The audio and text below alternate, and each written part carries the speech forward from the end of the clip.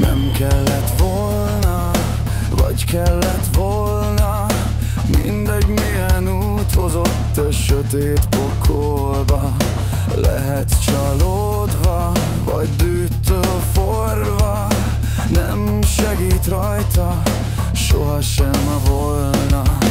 Kapaszkodj, markolsz, de ha ütött az óra, nem jön vissza már, ami jó lett volna. A vérzőseggű fiú haját kócolja szél, itt a energiait alát, most megpukkan a bél.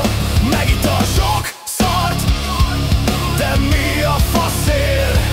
Nem tudja már, mi a faszér.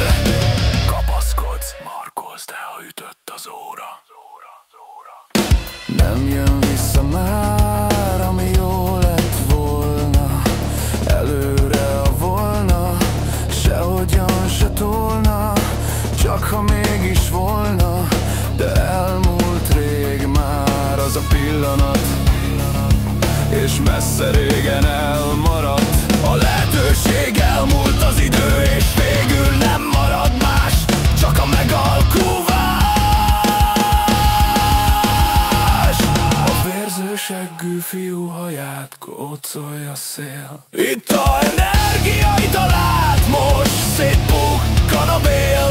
Megitt a sok szart, de mi a faszér? Nem tudja már, mi a faszér.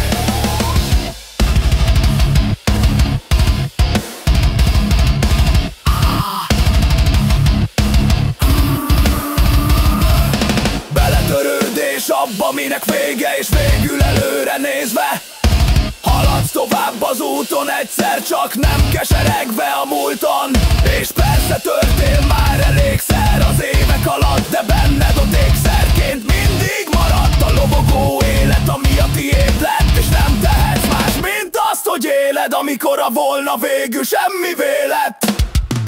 A vérzőseggű fiú haját kócolja szél, itt a energiait alát, meg kidurran a bél. Megitt a sok szart, de mi a faszér? Nem tudja már, mi a faszér. Amikor a volna végül semmivé lett benned, és nincs tenned más, azt hiszem, mint elfogadni, hogy sohasem volt a volna semmi sem. A vérzőseggű fiú haját kócolja szél, itt a